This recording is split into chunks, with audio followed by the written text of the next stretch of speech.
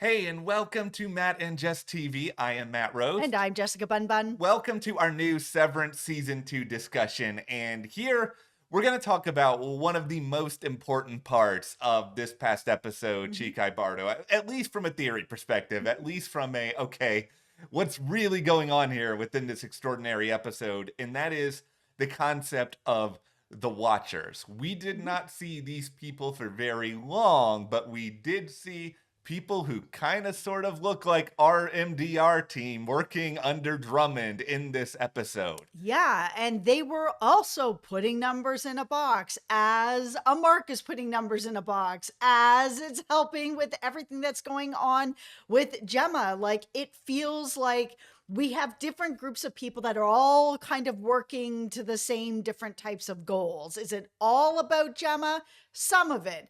But some of the theory here that we're going to be talking about is the Yeah. idea of, is Mark also in one of these rooms? Is it that these watchers are also working to put Mark forward so that Mark can then put Gemma forward, and it's all kind of going down the line?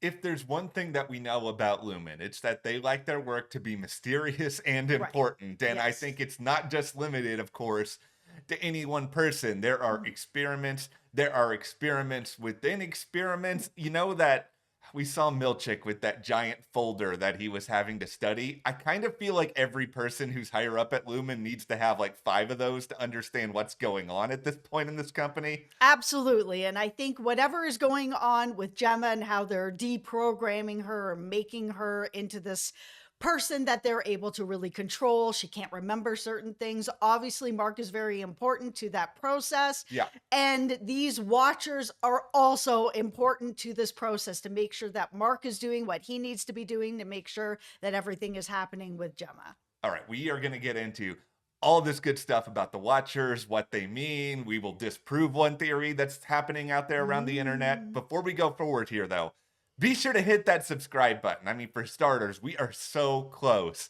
to Yeah. 70,000 here at the channel, and it would mean the world to us if you help to get us there. Also, in addition to Severance, we are knee deep in the White Lotus, and we're having a really, really good time with that season so far. Absolutely. We're also covering Yellow Jackets here. There's a brand new show that just started on MGM Plus Mhm. called Nine Bodies in a Mexican Morgue. It's a lot of fun. Yeah. So hit that subscribe button. Help us get to that milestone of 70,000 subscribers. And also follow us over on our Patreon. We'll have a link for you below. We're covering over there exclusively The Pit, which is airing on Max, and Prime Target, which is airing on Apple TV. It is the only place that you can get those videos. So thank you so much to everyone who has helped. Thank you guys. We really, really appreciate that. Okay, let's start with Drainsville or Dransville. I'm not sure how to pronounce it, but that's where we're going with this. Okay.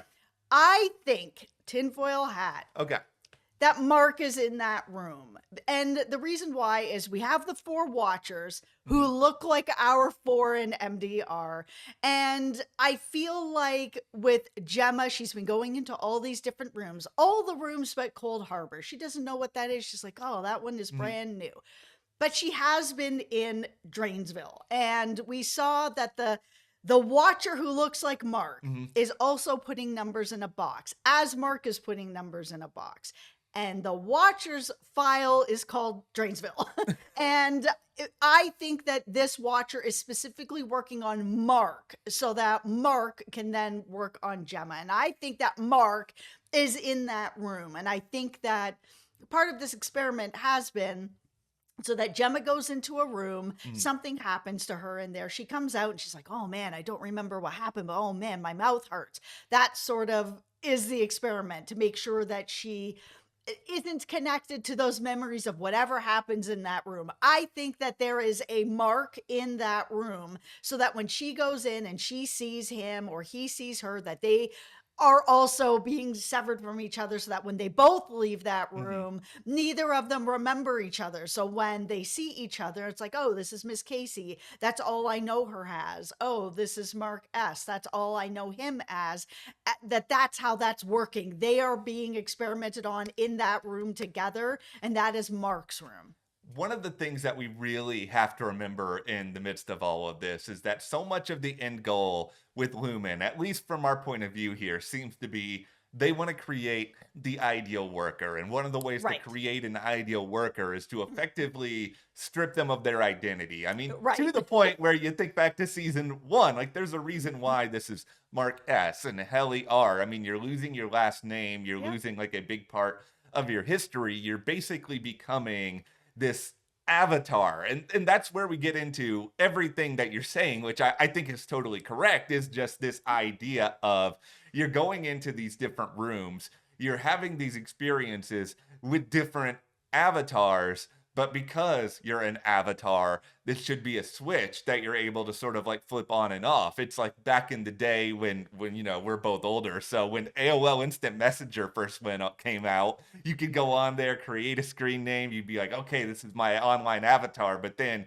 you're not like Mark123 in your real life. You've kind of created this alternate version of yourself. And that's what Lumen is effectively trying to do here. It's not cloning, but it's more of, okay, we're going to find these personality traits of a Mark, a Gemma, and we're going to find a way to implement them into these other forms so we can take the best parts of Mark and really put those into our Mark avatar that we want to be working for this company to further along our ultimate end goal of worker perfection. Right, where they just do whatever the corporation wants, that they're just these perfect workers that Yeah. don't really have a lot of a personality, that are happy to have a reward of a melon party or an egg bar, and that's good enough, that they're just very docile Yeah. corporate workers, and that's what they're working towards.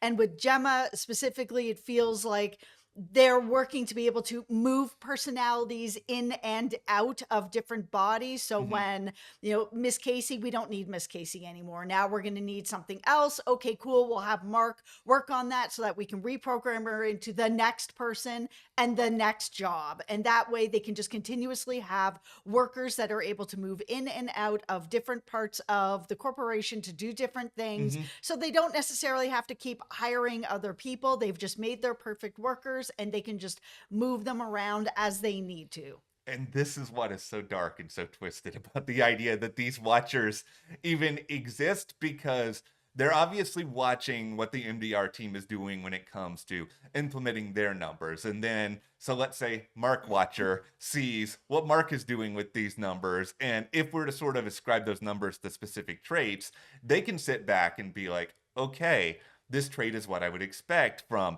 the Mark that I'm watching. This is something that's not expected. How can I correct this on my end with my programming? And I think to some extent, this could all help to explain one of the bigger issues I've had with Severance, and that is, how are people like Mark and Helly able to go and just peace out on work and go build this tent and be with each other in the middle of a workday? I think it's because these watchers are watching them and they're seeing, okay, why isn't Mark at work? What's going on here? There's something being wrong with this programming. How can I then fix it in the Mark avatar that I'm going to be creating moving forward for future workers to be able to be the best versions of themselves? They need this empirical data for the sake of their research. Like, this is an experiment just as much as it is a workplace. And that's why I think that they're really focused on Mark and Gemma, that Mhm. they're the ones where the experiment is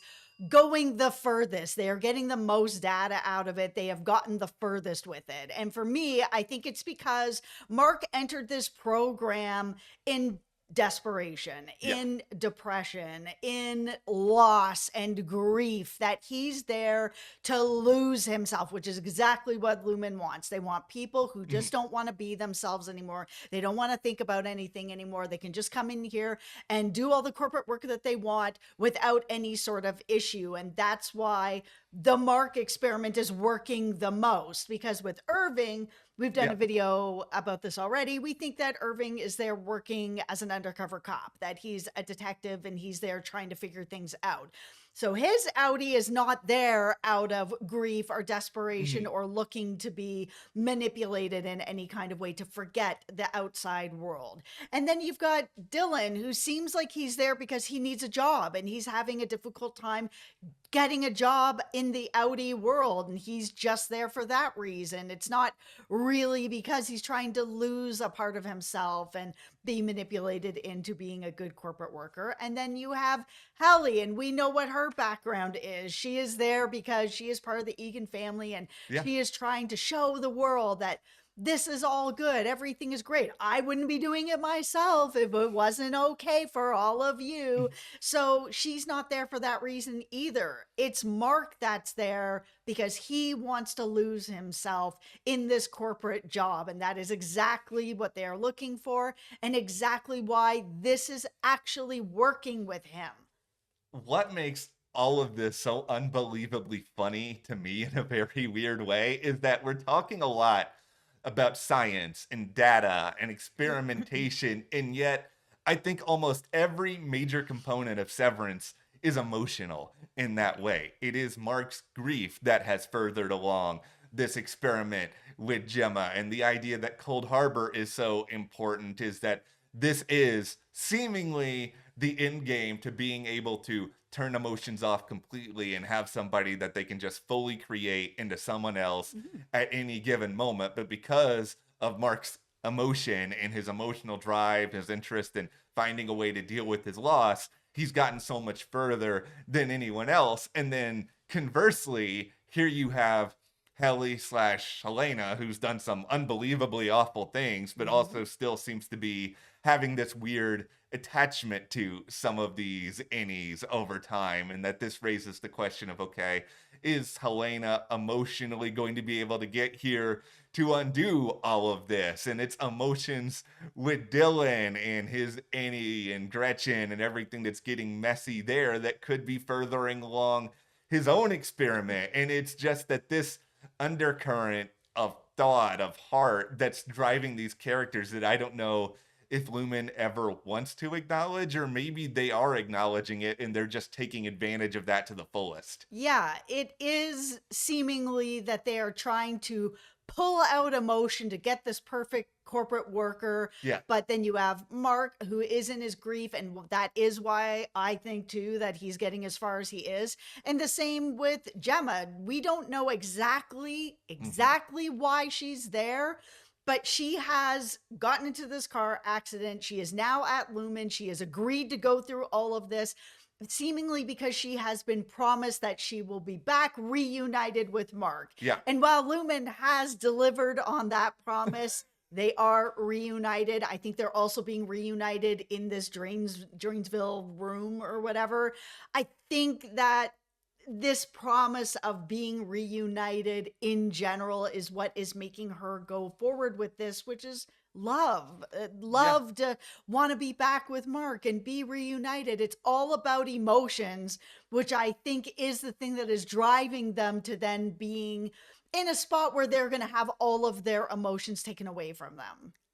Another big question, I think, in what is driving the watchers to continue to do this, because this is all a pretty dark act that we're witnessing at this point Right. amidst dozens of other ones. But so much of it, I think, is this looming threat of Kier that's perhaps more present with them even than it is with MDR. Because in that tiny amount of time that we have seen the watchers on this show, who is there looking at them? It is Drummond, who we know is seemingly down with this Kier cause, perhaps more than almost anyone else that is on this show. Like we've talked about somebody like Milchek possibly rebelling against it, Helena possibly rebelling against it. Drummond seems to be the guy who is ultimately standing under the basketball net and just blocking all your shots if you're trying to go away from Kier's teachings at all.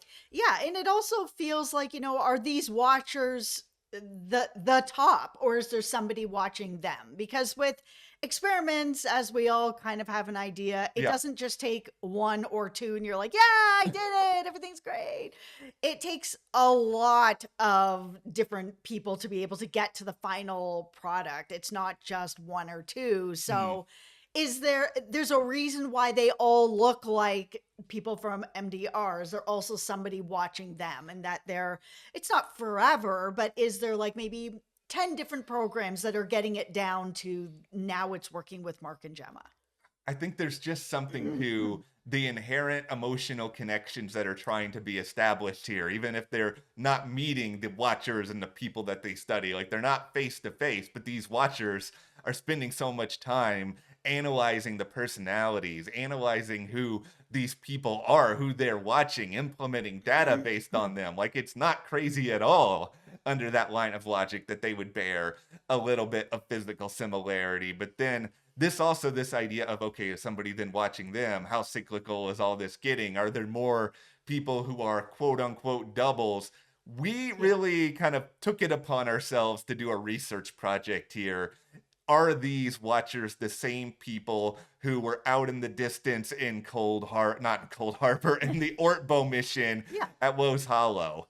It's very hard to tell because they have made it that the people who were pointing and Yeah. whatever, they obviously were not the exact same actors. They did not look exactly the same. Mhm. But they're so far in the distance, it's hard to really 100% confirm, are these watchers the same people who were pointing? The Dylan one is the one that made me feel like they're not the same. We Mhm. got to see him a little more clearly at that retreat, and it does not look like the same person who is one of the watchers. And the reason why I think that there's probably another level to the Mhm. watchers, we still have an Irving watcher, and Irving's not there anymore. There's nobody to watch. So if that person is still putting numbers in a box, then maybe it's because they're the person that is being now watched by another set of watchers. Because otherwise, why is there an Irving watcher anymore? It's really true. I think the thing is, if we were all to put on our lab coats and think about this in terms of science, not that any of us are pure scientists here, Yeah. but you want to have various experiments, you want to have control groups, you want to have backups, you Right. want to be prepared for every single possible outcome here, because if something goes wrong, you want to be able to fix it on some way. And we've seen things go wrong here. I mean, Gemma trying to run away near the end of this past episode. That was obviously something that went wrong, to the point that Milchick was clearly out of breath when he saw her. I think that they did not prepare for Irving to go rogue in the way in which he did, because the fact that that watcher is still there is good evidence of that. But that Mhm. then also raises another question. Are they going to be able to then find a way to quote unquote replace Irving? And that's why the watcher of Irving is still there. I just wonder, because of this watcher watching Mark in the Drainsville Yeah. file and the Cold Harbor file, they have said that once this is done, they have to say goodbye to Gemma. I was Yeah. like, okay, is she just going to be dead or moved somewhere else? I think she's just going to be moved somewhere else. She's Mhm. done. Because I think the purpose of her is to make Mark the new Gemma, that he's going to be the person that's now going to be in that spot. There's going to be new people that are now putting into this Mark file, Yeah. as we've seen that's going on with the Watchers, but it'll all be kind of moved along, and that he will be the new Gemma, and how they're able to then manipulate that and bring in and make more Gemmas, more Marks down the road. I think where we're all ultimately going here with the Watchers, with the experiments, with Cold Harbor, is that there's actually this interesting race against time happening behind the scenes now on Severance, where we want to see Lumen overtaken, obviously. Like they're a horrible company doing horrible things, but there's kind of a ticking clock on it because Mark is so close to finishing Cold Harbor at this point. And then once he's done with that, if this Drainsville thing, if they're going to then quote unquote complete Mark, like eventually we're going to get to a point where there are so many perfect workers at Lumen that there's no way to overtake them anymore. So if something is going to happen that's going to interrupt the flow of this, it actually kind of needs to happen pretty quickly. Yeah, because it feels very much like Mark is going to complete Gemma. Gemma is going to just disappear into the ether. He's never going to Yeah. end up seeing her again.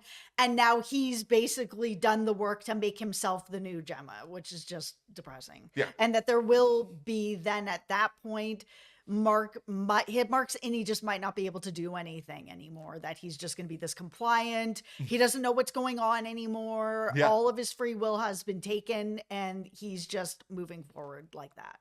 The crazy thing now, almost everything lies on Mark, Audi Mark, slash is he any Mark, slash is he reintegrated Mark. Yep. They didn't give us any information on that at the end of this past episode. but that is what we think is going on with these watchers. Incredibly important people to watch Mhm. through the rest of this season. But let's ask the question of you guys. What do you think the watchers are ultimately for? Do you think that somebody is then also watching them? Mhm. Let us know your thoughts, your theories in the comments, and also hit that subscribe button. Help us to get to 70,000, and you can support us further by joining our Patreon. Mhm. That link is in the description below. We are covering exclusively in video form there, The Pit on Max, Prime Target on Apple TV Plus. Thank you guys so much. Thank We will you. see you here next time.